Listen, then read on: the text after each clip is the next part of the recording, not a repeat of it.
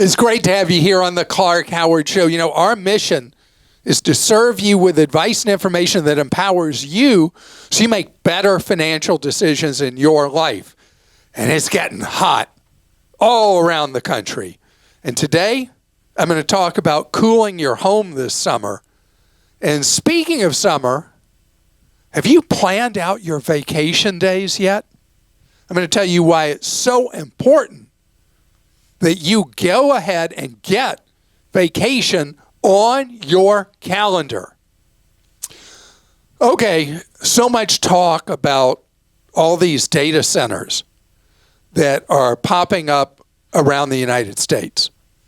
And these data centers use mega amounts of electricity. And they're creating a new level of demand. You may not know this, but the demand for electricity in the United States has not gone anywhere in years. The electricity demand really leveled off. And it's because when people replace things, they replace them with things that were more energy efficient. You replaced your air conditioner, more energy efficient. Your clothes dryer, more energy efficient. Pretty much every appliance or electronics item has become more efficient. I want to tell you something. You look at the label on a TV you're buying or thinking of buying, and it'll tell you how much electricity it'll use in a year. It's crazy low. Crazy low. So you and I have been doing our part with things that we buy that we use in our home. No more Draculas, really. Those are things that create huge power consumption on our part. But now the data centers are creating a mad rush to generate more electricity. And because consumers really get the short shrift when rates are set on utilities in states that have monopoly power providers, the burden of higher prices as there's more demand being created by these data centers is being put on you and me and not on these industrial users, these data centers.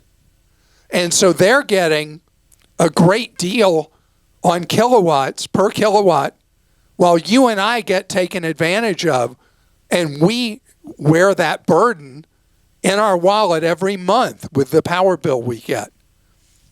So this looks like it's going to be a record high summer for power bills. I'm sorry, I just got to say it. Because as the state regulatory bodies that don't listen to you and me, they only listen to their political contributors, are shifting this cost burden to you and me, we're the ones that are going to have these higher bills, even using the same amount of power we've used in prior years.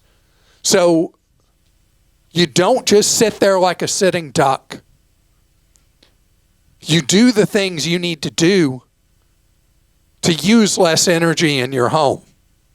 And I start with a couple of simple things. One, doing proper insulation in your home.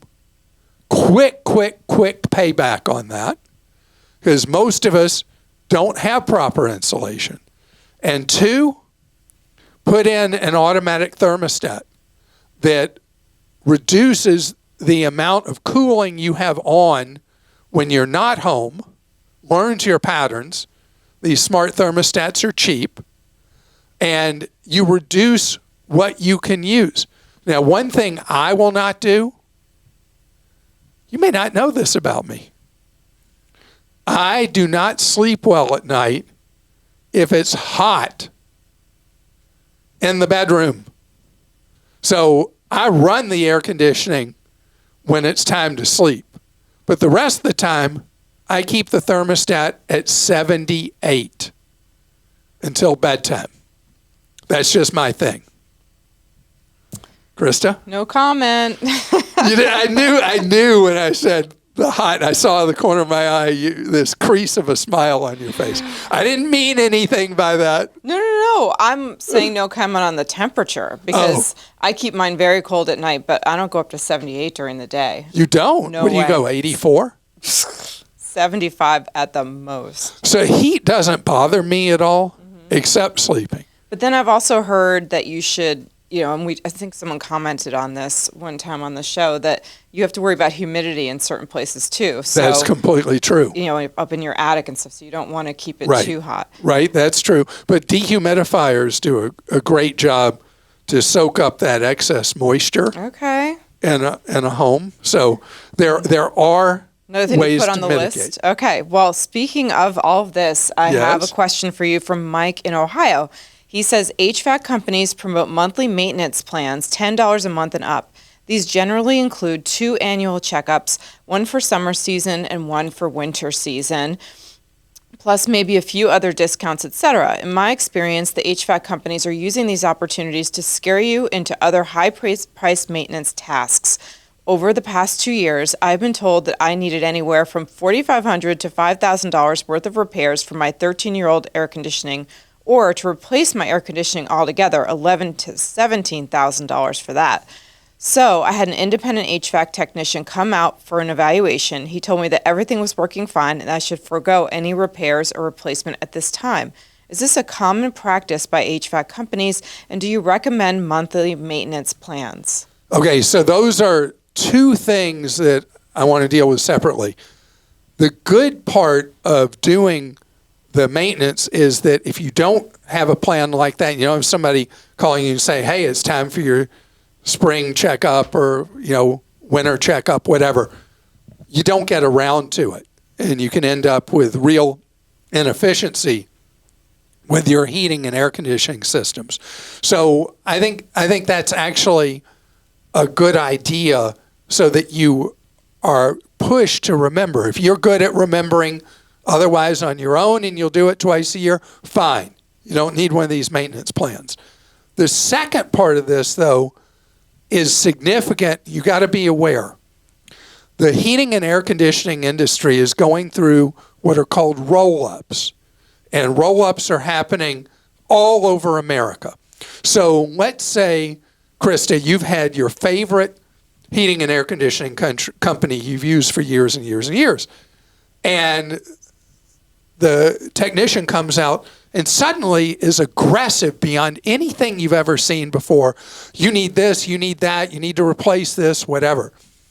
What's going on behind the scenes is big national players are buying up local brand names.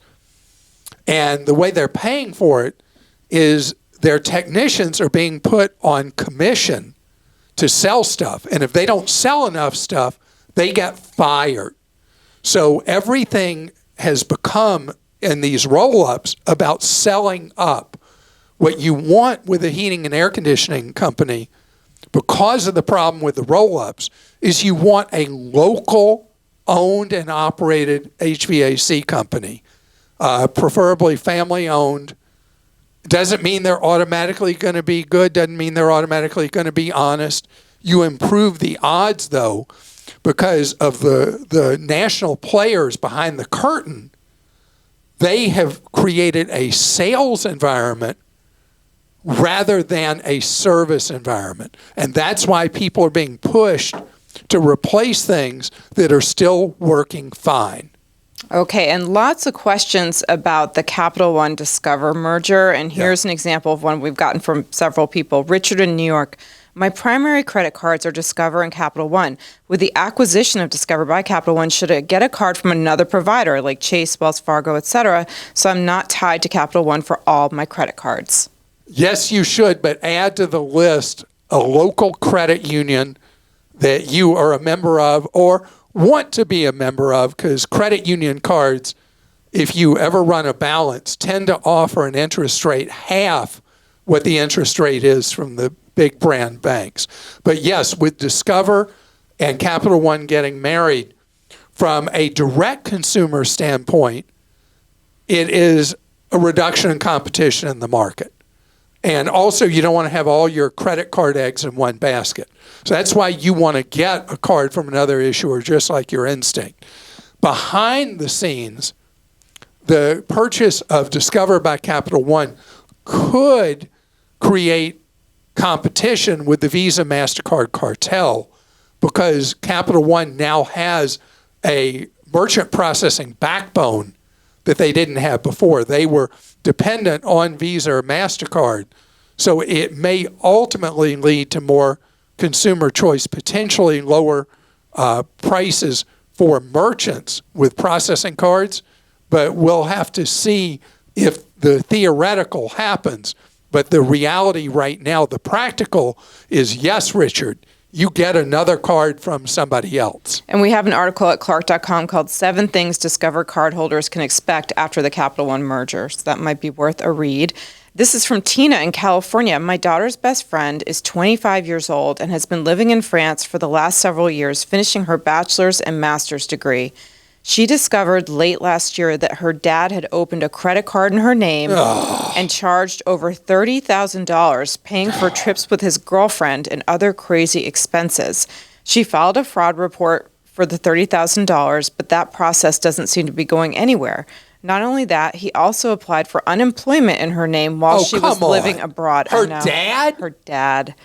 Unbeknownst to her, the credit card for living expenses, etc., her dad gave to her and told her that he was paying for her expenses while at school was in fact a joint credit card with her name, and he never made payments on that. So altogether, she owes about $50,000. She's just starting her career in hospitality management and is currently making very little, so she is an intern working mostly for room and board. Is her best option to file for bankruptcy, or is there another solution to work with the creditors to pay less than is owed? This is one of the hardest situations for banks to unravel. And it happens a lot more often than you realize, where a family member, in this case a dad. It's just unthinkable. And what he did was he impersonated her. It's not a joint account. It is her account that he got an authorized user card in addition to a card that she is responsible for. So he was very clever in a disgusting kind of way, if the story played out exactly like your friend thinks, is that she's been using the card, he's been using the card. How in the world can you convince the bank that you were innocent in this? Because it's your account, you're using it, your dad's using the authorized user card. A mess. Since she owns the card, the first thing to do is shut that card down so that her dad can't do anything else to harm her. As to whether bankruptcy is the right thing, we're way far from that, whether a bankruptcy filing would be appropriate. But she filed a fraud report with whom? With the police? With the bank? Bank's not going to believe her. And do you want to file a police report against your own dad? I mean, this is tough stuff without easy answers. But you start with writing a letter to the bank, and if you got the guts, you file a police report. And then you have to be prepared for the bank to write it off. They're already going to ruin your credit, just as it is. A bankruptcy filing ruins your credit. And you see how it plays from here. Freeze her credit, for sure. Freeze her credit. And make sure she uses an email address her dad has no access to, and the security questions he wouldn't know about. Because who knows what else he'll do. Right. Well, her credit's already ruined, so he can't get anything else. But still, I mean, all you need is him to, buy a car, do something crazy, and she can get arrested. Shouldn't be able to now, is her. This is just messy. But obviously, you don't pay money to the bank except for the charges you actually did. And I don't have a nice little tidy bow that I can tie right now. because this is going to be messy. But the most important thing is don't pay money that you don't owe. And down the road, maybe a bankruptcy filing would be necessary, but likely not. It will end up being a bad debt write-off by the bank, and her credit will be harmed for 7 years. Man, I hope she files a police report. I hate to say it. I know that would be so hard, but if this is all, it just sounds insane. What a terrible thing to do to your child. Think how many different circumstances we've heard over the years where somebody co-signs for a family member, co-signs for a boyfriend or girlfriend, gives credit to a boyfriend or girlfriend or a family member, and then wonders why it blew up on them. And there are times everything's going to be fine. But obviously in a case like this, never going to be fine because he did all this with fraud and behind her back. Man. Okay, coming up ahead, we're going to switch gears. We're going to go positive. Positive. All right. We're going to talk summer vacation. Something I absolutely love. Do you know there's never a year I can recall over the last many decades that I did not take every day of vacation that was allotted to me. I love to work. And when I work hard to the point many days of exhaustion. But then I take my time off. And do I love my time off? Do you know that most Americans now, it's more than a majority, leave vacation unused? It's part of what you get working for an employer. If you have a job with benefits, you get paid vacation. Take the vacation. Take it. Be kind to yourself. I know there are times you feel like, well, I got to look good for the boss. And then, where's the boss? The boss is here, there, somewhere else, having a great time. If you follow your boss on social media, you'll see all the pictures your boss is posting from wherever, while you're still there at the office doing whatever. Don't do that to yourself. Don't do it.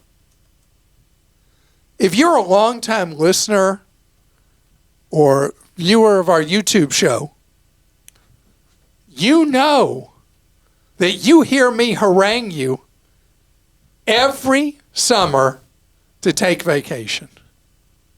The days are long. The weather's better. Enjoy it. Take time for yourself. And today that's harder because of this thing in my hand, these phones. Because what happens? The vibration or chirp from your phone. It'll be a text from work while you're on vacation, or an email from work while you're on vacation.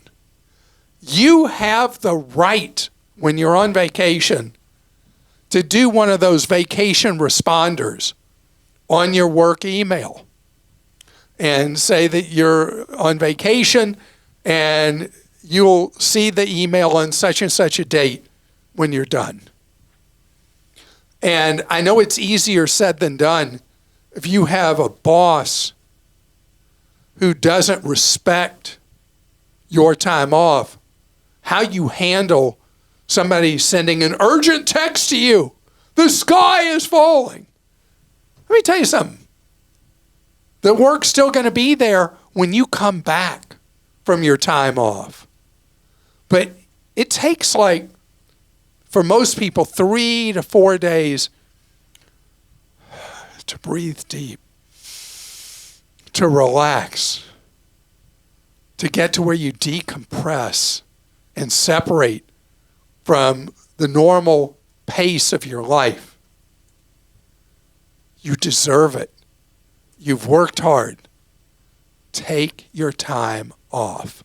And while you're doing that for summer, I'm going to tell you right now, go ahead and get vacation on the calendar for the period from Thanksgiving to New Year's Eve so that you don't have vacation that goes unused and unloved in your life. All right, I got to go catch a flight, so you're going to have to read your own questions. I'm good. All right, let me read the first question. All right. Actually, it's about vacation. This is a follow-up from Ken in Washington. I wrote in a couple of years ago about my company switching to quote-unquote unlimited PTO, and you gave some great thoughts on what to expect. When we made the switch, our company froze our PTO balance, and it's holding it until we leave service, retire, quit, get laid off, etc. It will get paid out at whatever your wage is when you leave, so it grows with my salary. So froze the PTO. The PTO that he had before they went to unlimited. So he had accumulated days, and those days are in a bank kind of waiting there until he leaves the company. Well, you know what I mean. I know what you mean. They're banked. So he says it will get paid out at whatever your wage is when you leave, so it grows with my salary. I'm lucky to have a high salary, and my balance was over 300 hours, which means I have 20K plus sitting there. Wow. Any thoughts on what I should do? Leave it as a rainy day fund if I ever get laid off? Tell my employer I want to quit and be rehired to cash it out? Is there a risk of losing this if my company files for bankruptcy? Yes. Not expecting this, but you never know. We don't need the money, but I also don't want to put it at risk by leaving it for years and years. So, Ken, I mean, we can't predict everything. And if there's any reason you suspect that the company is financially unstable, then you'd have to do something radical, like even consider looking for a new job somewhere else if you get the sense that the company is unstable. But if it's stable, then this is kind of like a method of forced savings. And what you've not said that I understood from what you wrote, the 300 plus hours, is it at the time you leave whatever your current salary is? Yeah, that's what he's saying. It grows with your salary. Yeah, then I would leave that there unless and until you get the sense that your employer is not stable or you reach a point you don't want to work for them anymore. Then you'll get the money at that point that you leave. But it's actually really generous of them that they're paying you for that PTO. I've never been a fan of the replacement of sick leave and vacation with PTO. I've talked about that before, so I won't belabor the point now, but that's never been something that I've been ecstatic about. Trudy in North Carolina says, I've been saving my United points to enable my husband and I to get a discount on our trip to Europe in July.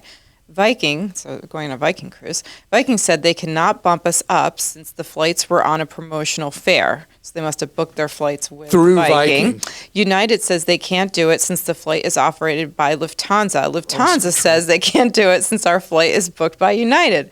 Also, I asked about changing our flights to go through Denver or Chicago to bypass Newark. Sure, United said, but it would cost us about $300 each. We were hoping to bypass Newark due to the problems there. So let me first tell you a couple of things about Newark. I just flew into Newark just days ago, and the Newark situation is improving significantly. One, there's been so much national focus on it. Two, the runway construction that was going on was completed ahead of time. And so Newark is back at full runway capacity. Three, people are, if you're booking a ticket, this is not for you, Trudy, but for people booking a trip, know that airfares to Newark are now much cheaper than they are to LaGuardia and Kennedy because people are booking away from Newark. So what have I been doing? I've been booking flights into Newark to save the money. Hazard versus opportunity.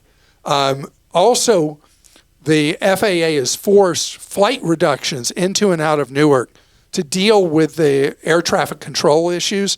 So barring storms, I'm much more comfortable, obviously, booking flights into Newark, and I would not feel the necessity to rebook through Denver or Chicago. Now, let's go to the heart of your original question, upgrades. Once you book your airfare through a cruise line, you are their prisoner.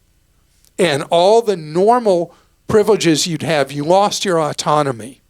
In addition, the cruise line's booking whoever they got the best deal on. So it was a United code share on Lufthansa. And now you can't do your upgrade. It means you're going to have to take another trip and use your United Mileage Plus points for an upgrade on it where you book your own ticket. I don't like booking airfare through a cruise line because the idea of it is that, well, they'll hold the ship for us if the flight's messed up. Cruise lines don't. They may get you to the next port, but you've still missed that first part of the cruise.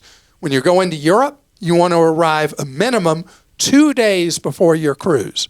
When you're going domestic, 1 day before your cruise to build in time to deal for mechanical issues, weather delays, whatever it is. And I always want you to buy your own air travel so that you are in charge. There are times, though, a lot of the higher-end cruise lines like Viking give you the airfare. And if you take their free airfare, no, you may not be happy with the schedule they come up for you. You may not be happy with changes that they make. But that will be your choice in a case where I don't know if the promotional fare meant it was free or just greatly reduced. All right, and then Ruby and Georgia's going on a fun trip too, and this is a question we get a lot from anyone leaving the country.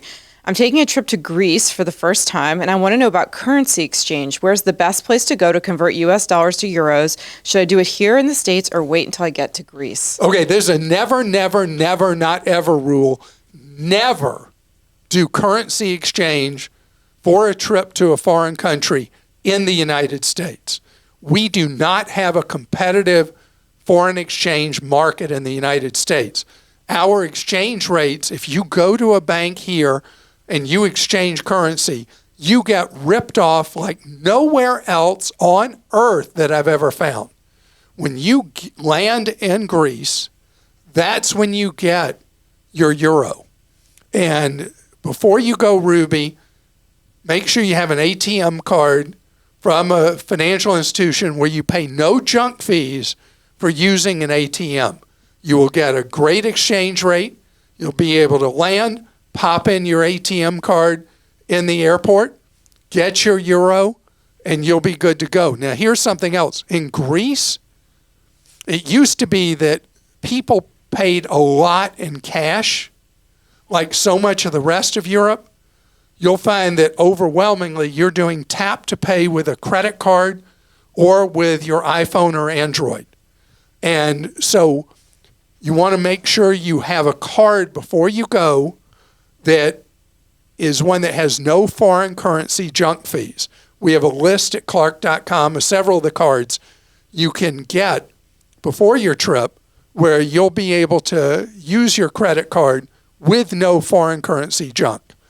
Another thing, more and more around the world, they will try to trick you when you go to use your card, and as a courtesy, they will clear the purchase in dollars. Always say no.